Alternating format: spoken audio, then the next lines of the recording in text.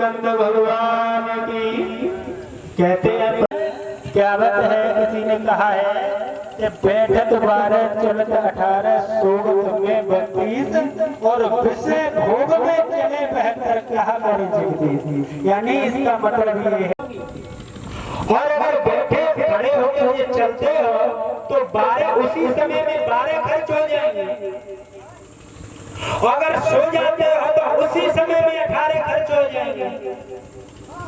लेकिन जब पत्नी के साथ में विषय क्रिया करते हैं उस समय जय श्री श्याम। एक बार सभी भाई बड़ी जोर से जयकारा लगाएंगे, बोलिए सच्चे दरबार की।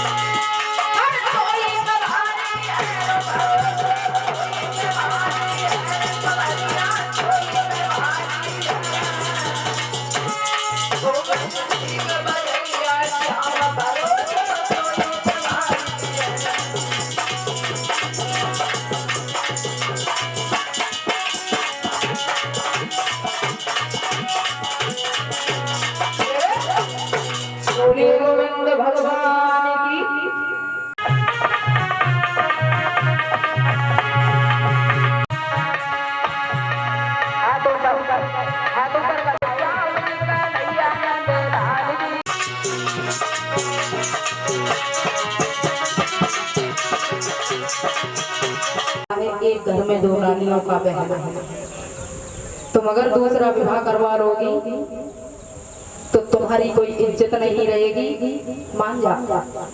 लेकिन सुनीति को कौन समझाने वाला था? तो राजा उत्तानपाद समझाने लगे हैं रानी।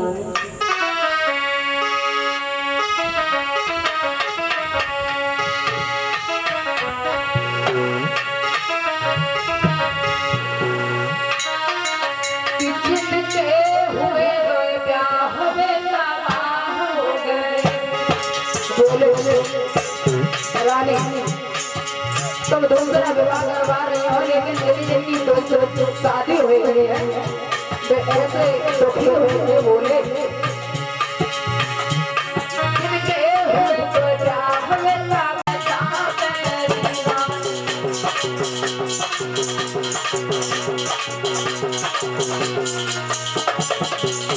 महाराज उत्तानपाद ने समझा दिया है रानी, तुम दूसरा विवाह न करवाओ।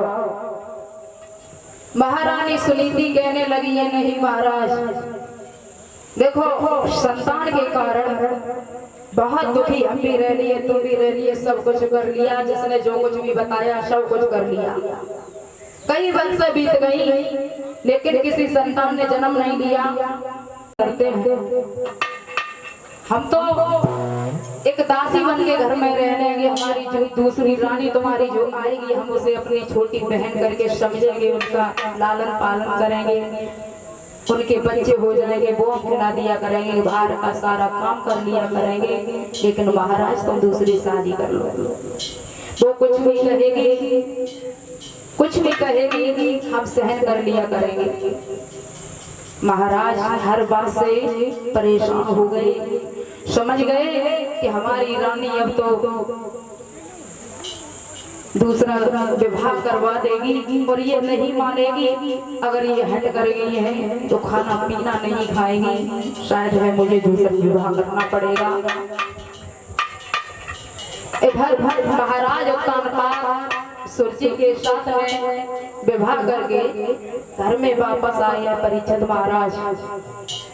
इधर बड़ी रानी सुनीति ने ये देखा कि हमारे पति महाराज हमारी बहन को ला करके आए, तो एकदम से बेचारी ने आरती का थाल सजा लिया है। इधर घर की नर नारियां जो आज भी चलता आया है, नई बहू आ जाए तो पहले डोले चलते थे डोला, और अब तो बड़ी बड़ी गाड़ियां चलती हैं।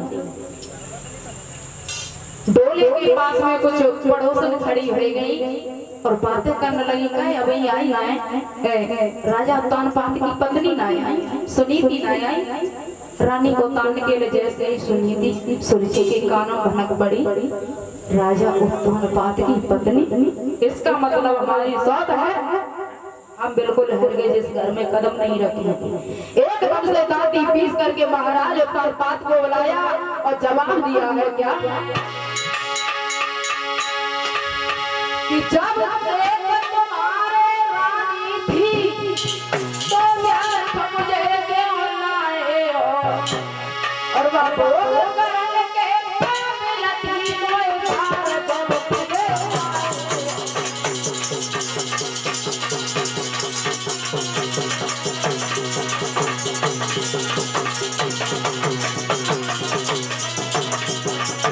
जवाब दिया है तुम्हारे जब एक रानी थी तो हमारे साथ में विवाह क्यों किया, और बोली अब इतना आगे शादी करो, डोले को सामत भिजवा दो, तुम उसके साथ हार करो मुझको की हर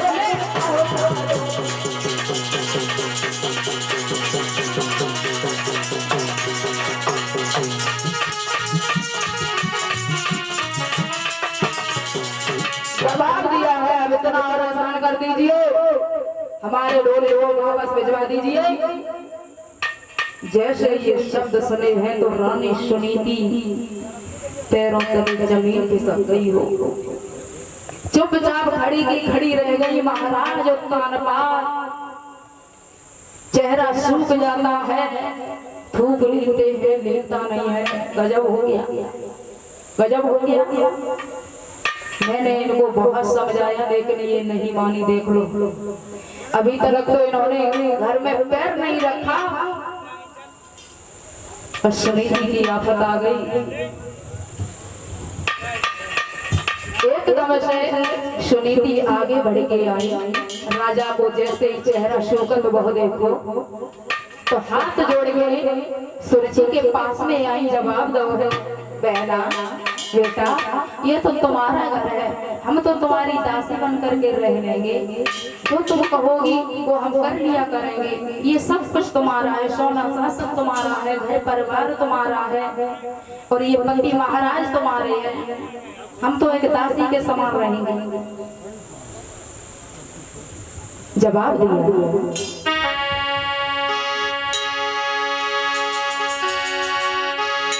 कि घर बार तुम्हारा है, परिवार भी तुम्हारा है और मैं दासी हूँ तेरी, कारोबार तुम्हारा है, मैं दासी हूँ तेरी, कारोबार तुम्हारा है।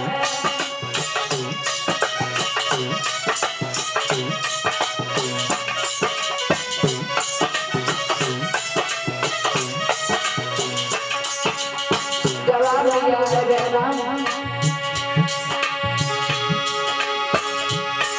ये बहन सदा तेरी, मैं बैल बजाऊंगी, आदेश तेरा पाकर मैं फर्ज निभाऊंगी।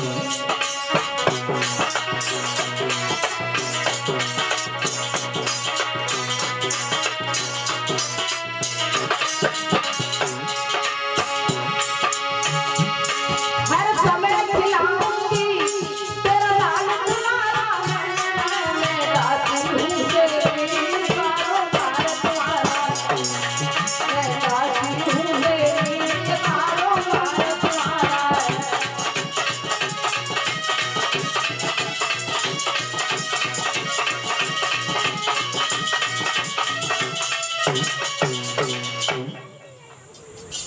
जो इतनी बात कही तो एकदम से सुरची कहने लगी। क्या कहा कि तुम मेरे लाल बाल खिलाएंगे? सुन लिया महाराज, तुझे अगर इतना ही शौक था लाल खिलाने का तो तेरी कोख से एक बच्चा पैदा हो जाता। अरे तू तो एक बाज है, बाज। लेकिन और महाराज तलपात से इशारा करने लगी, देखो ये हमारे बच्चों को खिलाएगी। मुझे तो इसका एक भी पल विश्वास नहीं है, क्या पता है ये हमें जहर दे दे या हमारे बच्चे को दे दे या तुम्हें दे दे, मुझे कोई विश्वास नहीं। जो ऐसी बातें सुनती है तो वो मैया सुनीति आंखों में आंसू है, पानी की तरह धारा बहने लगी, लेकिन फिर भी बार बार वो मैया सुरची से हाथ जोड़ करके कहती है, बेटा तुम ऐसी बातें क्यों करते हो? मैंने बोल दिया ना तुम हमारी छोटी बहन के समान हो, छोटी बहन हो, हम तो तुम्हारे घर में दासी बन करके रहेंगे। सुरची को कौन समझाने वाला था? एकदम चुप करके कहा, अरे तू जानती है या नहीं जानती है, या तुझे मैं धक्का मार करके घर से बाहर निकाल दूं? महाराज धन्यवाद, इससे कह दो हमारी आंखों के सामने से दूर हो जाए और वरना मेरा डोला वापस भिजवा दो। ये तो इस घर में ये रहेगी या मैं रहूंगी, और मैं डोले से कदम बाहर जब ही रखूंगी ये घर से निकल जाएगी। गजब हो गया। रानी फिर से कहने लगी है, कोई बात नहीं, हाथ जोड़ करके फिर से डोले के पास आ गई है, कोई बात नहीं, हम चले जाएंगे। तुम कहती हो तो हम घर से बाहर निकल जाएंगे। हम जैसे अभागिन का यही होना चाहिए। जब किसी संतान ने जन्म नहीं लिया तो हम बहनों को छोड़ के चले जाएंगे। मैया रोने लगी। सुनीति रो करके वहां से चल पड़ी है।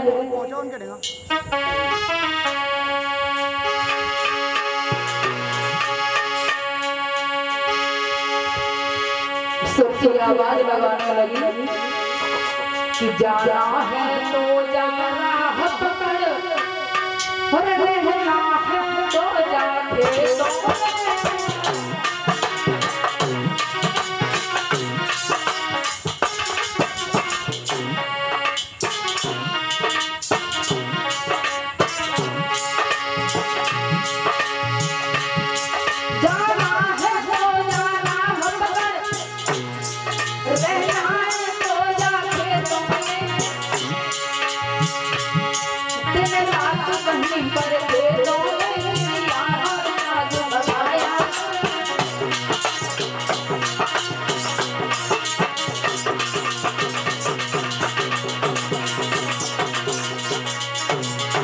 और बोली सुर सुर सुनी थी सर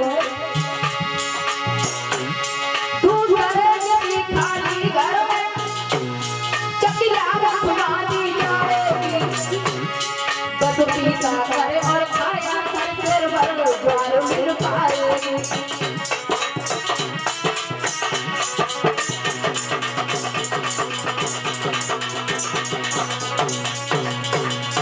जो शब्द सुने हैं तो रानी कहने लगी तुम चिंता मत करो।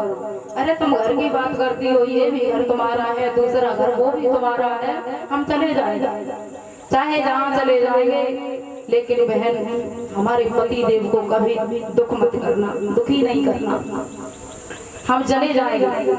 तो रानी वहां से रो करके चल पड़ी है।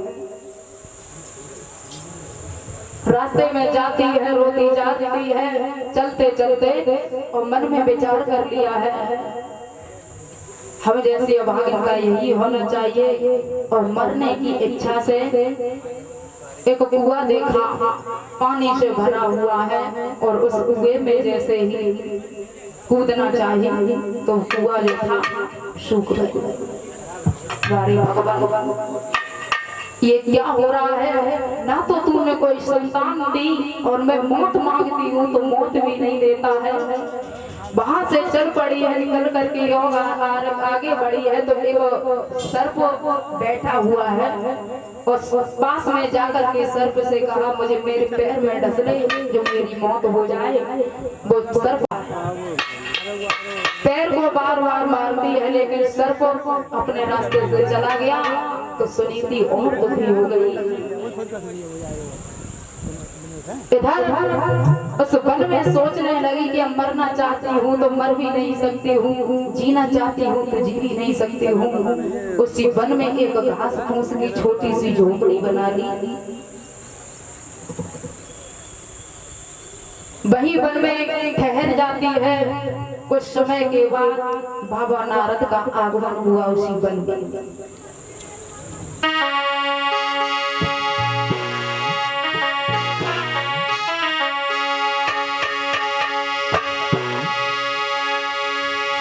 ब्रह्मा और विष्णु गायन करते आ रहे हैं बाबा नारद। ब्रह्मा और विष्णु हरे मुरारी और हे नाथ नारायण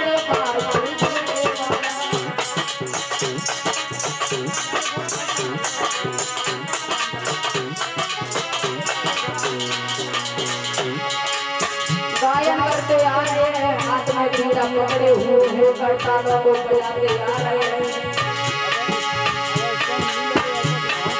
ब्रह्मा और विष्णु हरे मुरारी हे नाथ नारायण वासुदेवा हे नाथ नारायण वासुदेवा।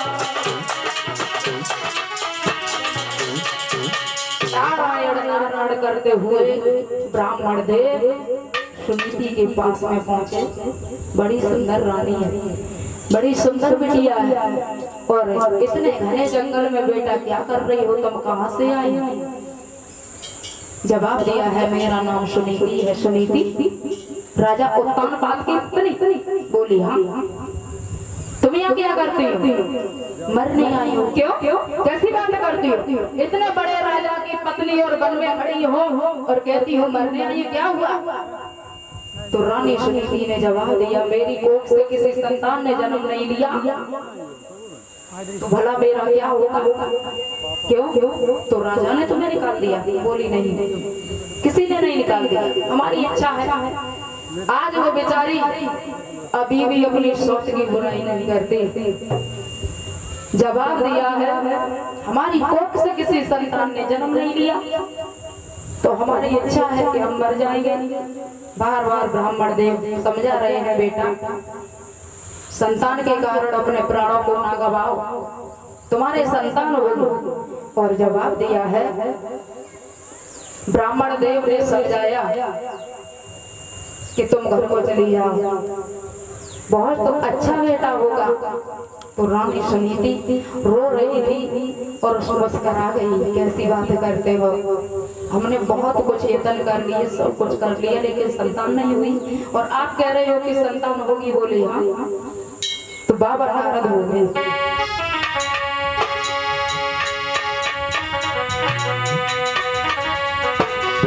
कि तुम घर को लौट जाओ रानी, और आंसू ना बहाओ,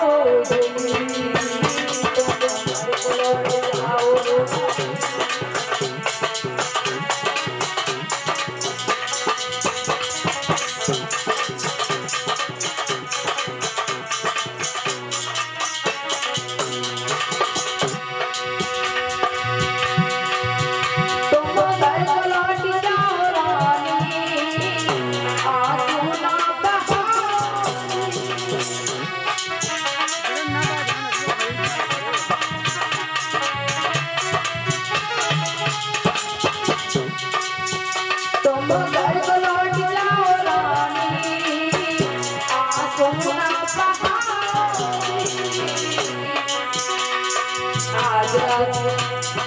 आज रात तेरे सैया तेरी झोपड़ी में आए, आज रात तेरे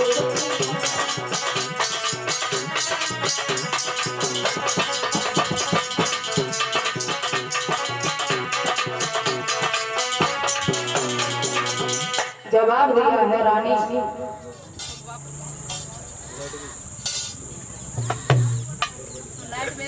राजा उत्तानपाद जब से सुनीति घर से बाहर निकल जाते हैं, तब से ना चैन से खाना खाते हैं, ना पानी पीते हैं। एक बार उनके मन में विचार उठा कि वैसे भी महलों में अच्छा नहीं लगता है, जब से हमारी रानी सुनीति बाहर निकल गई है। उनके मन में विचार उठा कि आज हम शिकार खेलने के लिए वन में जाएंगे। घोड़े को तैयार करवाया और चल दिए हैं महाराज उत्तानपाद।